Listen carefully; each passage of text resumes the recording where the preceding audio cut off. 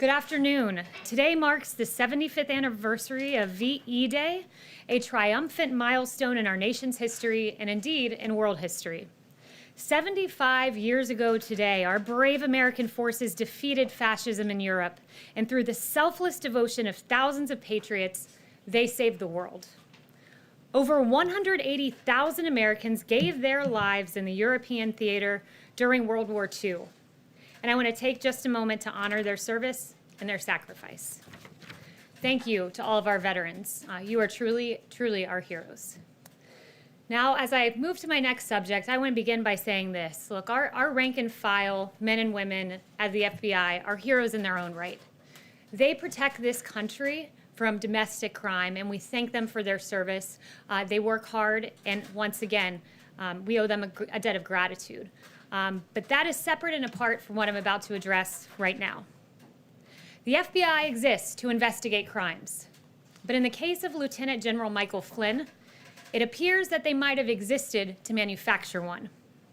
As the motion filed by the Department of Justice yesterday explained, the FBI set out to interview General Michael Flynn when they had no predicate for any investigation of any crime. Over the past week, we learned from a handwritten note the true intent behind the FBI's investigation of Lieutenant General Michael Flynn. The very day that then FBI Director Jim Comey sent agents to the White House to interview Flynn, the FBI discussed what their intent was beforehand. This is what they said. What is our goal? Truth, admission, or to get him to lie so we can prosecute him or get him fired? These notes, in addition to other evidence, raise serious questions about the handling of the FBI's handling of Michael Flynn's case. Did the FBI confront Flynn with the intent to get him to lie so that we can prosecute him and fire him? Did the FBI manufacture a crime against Lieutenant General Michael Flynn? Federal investigators appeared to paint a target on the back of General Michael Flynn. Kimberly Strassel of the Wall Street Journal laid out point by point the very concerning aspects of this case, and I'm going to reiterate them as outlined in her column over the weekend. In December 2016, Flynn spoke as the incoming national security advisor to the Russian ambassador. This call, as is customary, was recorded by the United States government. They record calls with foreigners.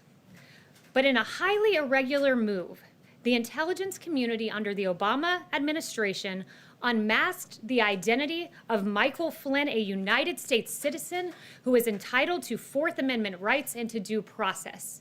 But Lieutenant General Michael Flynn received none of that. The intelligence community was hunting for evidence against General Flynn, evidence they did not find. We learned from newly released transcripts that in stark contrast to what former DNI James Clapper had been saying publicly, and contrary to what he was saying publicly, here's what he was saying privately with regard to Russian collusion. I never saw any direct empirical evidence that the Trump campaign or someone in it was plotting or conspiring with the Russians to meddle with the election. Sounds awfully different from what he had just said 10 days prior in a public capacity. Having found no evidence of Russian collusion, the FBI came up with a new absurd theory that Flynn might have violated the Logan Act, a statute from 1799 that in its 200 years of existence had never been used to convict an American citizen, but it was resurrected in the case of Lieutenant General Michael Flynn. Michael Flynn didn't violate the Logan Act. Even the FBI did not think that General Flynn's telephone call provided the predicate for a criminal investigation. In fact, in January of 2017, an internal FBI document concluded that Flynn was, quote, no longer a valid, viable candidate for investigation. Disgraced FBI agent and noted Trump hater Peter Strzok disagreed, texting this, hey, if you haven't closed that Flynn case yet, don't do so yet, end quote. So the Flynn case remained active. This was a good thing for Peter Strzok, but it was a bad thing for justice. It was a bad thing for the rule of law. According to yesterday's motion to dismiss the case against Lieutenant General Michael Flynn, it said this, Mr. Strzok immediately relayed the, quote, serendipitously good news to Lisa Page, special counsel at the FBI, remarking, quote, our utter incompetence actually helps us. That's right, their utter incompetence to close the case against Lieutenant General Michael Flynn was something to be serendipitously celebrated. The scheme to manufacture a case against Michael Flynn continued. After President Trump entered office, the FBI's partisan pursuit of General Flynn proceeded under Jim Comey's FBI. Despite possessing a transcript of Flynn's entire conversation, the FBI decided it was somehow necessary to go ask General Flynn what happened on the call, despite having a transcript in their possession. The only motive would have been to, quote, get him to lie. They advised him he didn't need a lawyer present. Imagine that, you're an American citizen. You don't need a lawyer, we're just coming in to have a chat. They didn't inform their superiors at the Department of Justice about their intent to interview Flynn, despite their own attorney at the FBI saying, if we usually tell the White House, then I think we need to do what we normally do. But they ignored the advice of FBI counsel, and they went in to interrogate Michael Flynn. Acting Attorney General Sally Yates, no fan of President Trump, said she was flabbergasted, she was dumbfounded by the decision to not inform DOJ officials who, quote, hit the roof. This is all outlined in a legal document that you can find. Additionally, when the FBI arrived at the White House, they did not even warn lawyerless Flynn about the consequences for providing an inaccurate response. The interrogation of Michael Flynn was not an inquiry. Make no mistake, it was a trap. Even more troubling was the fact that after the interrogation of Flynn, former Deputy Director of the FBI, Andy McCabe, concluded that he, quote, didn't think Flynn was lying. But the case against Flynn continued. We were pleased to learn yesterday that the Justice Department moved to drop the case against General Michael Flynn. Though it took several years, it is encouraging to see that justice finally prevailed.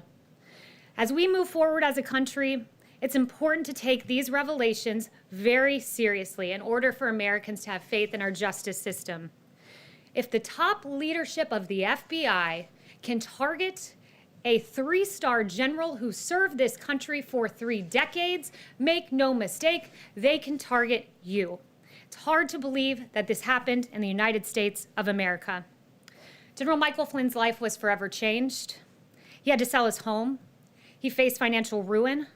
His family was even threatened with prosecution.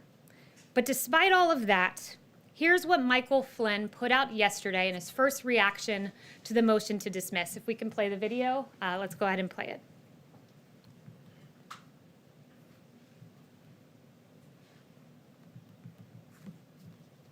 Don't think we have the video queued, but I encourage you all to go on General Flynn's Twitter feed, and what you'll see is a really beautiful video of his grandson talking about how much he loves this country and how everyone deserves justice for all, and how commendable that is for General Flynn at a time when he was so gravely wronged to say this: I still believe in this country, I still believe in America, I still believe in the principles that make this country the greatest on earth. And in the words of renowned political philosopher Baron de Montesquieu, there is no greater tyranny than that which is perpetrated under the shield of law and in the name of justice. I hope the media will take these questions very seriously, will report the facts. There was heavy interest in the first iteration of Flynn News from many years ago that got 4 times the coverage that the exoneration of Michael Flynn got today. That was a report by Media Research Center. So these facts are important, and thank you very much for those who have taken interest in reporting. And with that, I'll take questions. Thank you. Jim, you were so kind on the trip the other day to Honeywell, so you get the first one. Thank you, Kayleigh, and congratulations on becoming press secretary. Thank you. Wanted to ask you, putting aside the situation with Michael Flynn, today the unemployment rate hit the highest point since the Great Depression. What is the president's plan to get this country out of this ditch? Yeah, you know, this president is the jobs president. This president got us to a place where we had the lowest employment rate in the history of this country, historic lows for Black Americans, Hispanic Americans, the disabled veterans. As the president has noted, and I think this is right, we had to put a stop to the economy. It was a pause. This wasn't some, economic catastrophe that organically happened. It was decided upon by the President of the United States to stop the United States economy because we had to save 2.2 million lives, perhaps more, somewhere in that range, because American lives, that's what mattered most. And so this president, when faced with this very tough decision to put a pause on the hottest economy in modern history, said American lives matter most. And that's what he did. And I can tell you this, the president that got us to the hottest economy in modern history, he's done it once, and he can do it again. What's the plan now? We're going to work with Congress. We're going to come up with hopefully a phase 4. We encourage the House to maybe reconvene soon. It'd be helpful if Nancy Pelosi was here. But thus far, what we've done is the PPP, of course, Paycheck Protection Program, that has really kept a lot of employees on the payroll. 60 million employees, roughly half of the workforce in the private sector in this country, have been kept on payroll thanks to that measure. But going forward, principles like deregulation, principles like lowering taxes. The president has mentioned a payroll tax pause, which would be a great thing for the American people. There are a lot of proposals being entertained. I don't want to get ahead of the president, but I can tell you. Isn't there a problem, though? The president wants people to get back to work. He wants these governors to reopen their states. But if Americans aren't comfortable going to restaurants, and movie theaters, or the beach, or whatever, how do you get this economy moving again? What's the plan? I can tell you there's a lot of pent-up demand in this country. There's a lot of people who do want to go out to restaurants, who do want to go out to movies, who do want to go back to their jobs. We see it and we hear about it every day. I don't think that that's a problem. I think people can trust that we have a president who wants to reopen and reopen safely. These are data-driven guidelines to reopening. The president has those in place, so there's no reason to be concerned because we have a president who always looks at the data, as Dr. Fauci and Dr. Birx have repeatedly noted. See? Kayleigh, there was a second confirmed case of COVID-19 here at the White House today, apparently a member of the vice president's staff. That's 2 in 2 days in a building where people are being tested now, including the president and vice president. Every day they've had their temperature checked for months here. Why should the average American whose workplace doesn't have access to these rapid tests feel comfortable going to work if the White House isn't even safe for people? Well, look, this individual, there is a member of the vice president's team who is positive for coronavirus. We have put in place the guidelines that our experts have put forward to keep this building safe, which means contact tracing, all of the recommended guidelines we have for businesses that have essential workers, we're now putting in place here in the White House. So as America reopens safely, the White House is continuing to operate safely. Yes, John. Kayleigh, the president, of course, we saw go down to the World War II memorial with a group of 7 American heroes, all in their 90s. Did he give any consideration to wearing a mask, given that his valet just tested positive and he's with some of those in the most vulnerable population?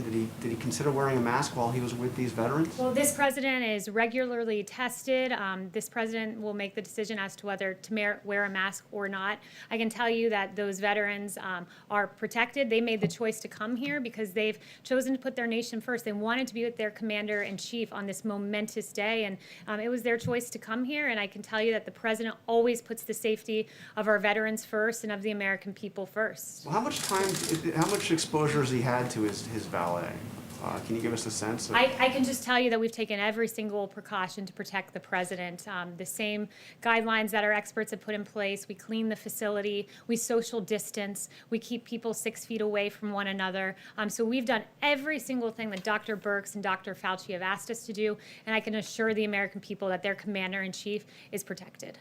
Yeah. Thanks, Kayleigh. I want to ask you about the Gilead drug remdesivir.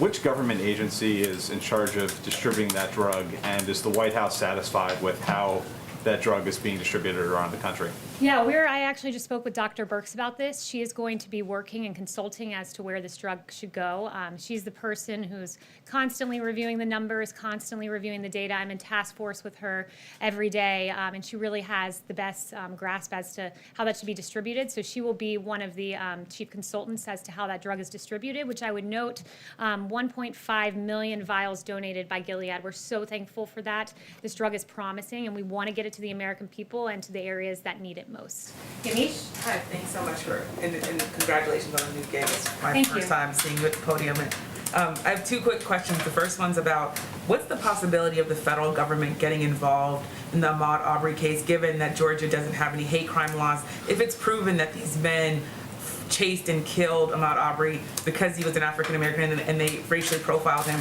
would the Justice Department consider getting involved? Look, first I want to say that my heart goes out to the family of Ahmaud. I can't imagine what they're going through right now. My heart breaks for this family. I know the president's heart breaks. I've spoken to him about that. And I can tell you, we will follow the facts. Right now, as you know, it's in the court in Georgia. It's a state matter, but absolutely we will be following every detail.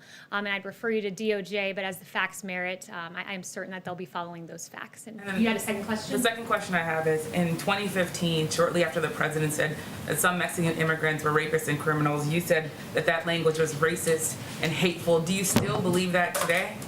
Well, I'm actually glad you asked that, because for about the first 4 weeks of the election, I was watching CNN and I was naively believing some of the headlines that I saw on CNN. And Reading headlines, that's fine. I just want to know if you also personally still believe that. I'm actually not going to read the headlines. So I very quickly came around and supported the president. In fact, CNN hired me. I was on many 8-on-1 panels where I proudly supported this president, who I believe is one of the best presidents, if not the best president this country will ever have.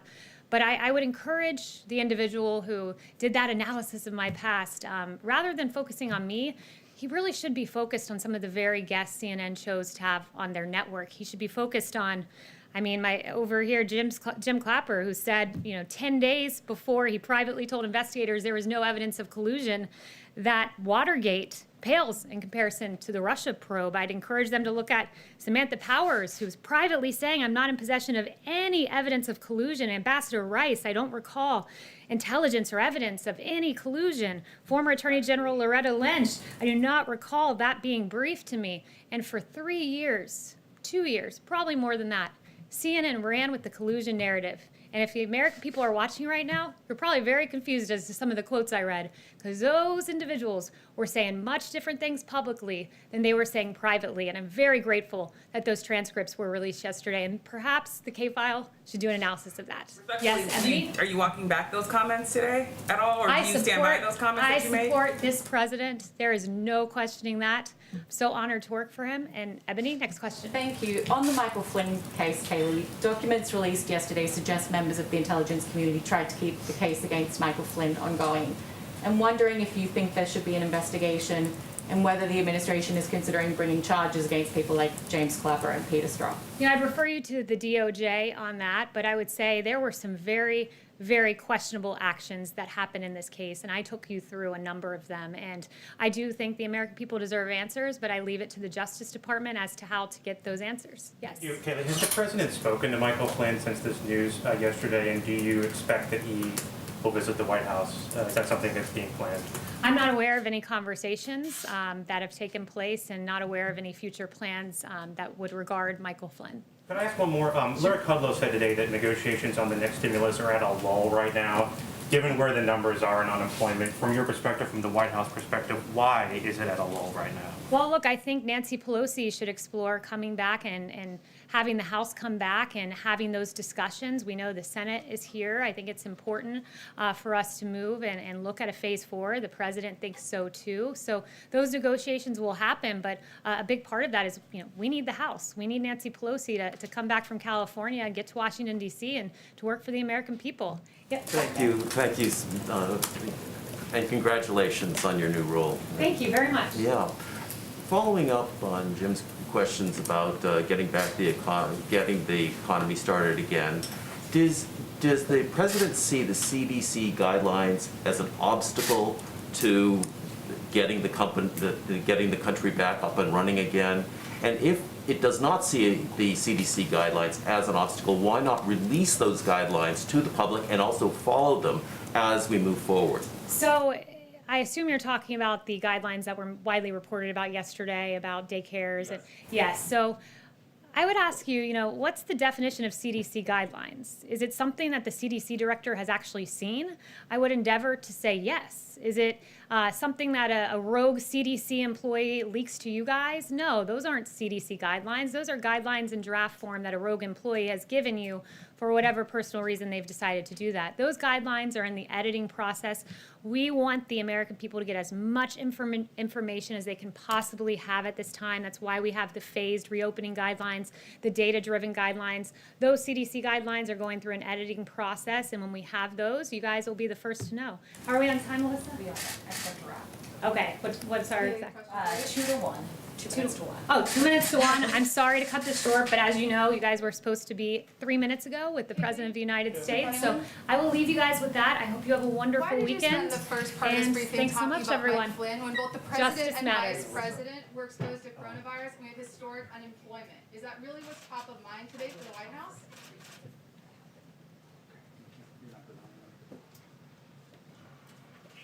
Rest of the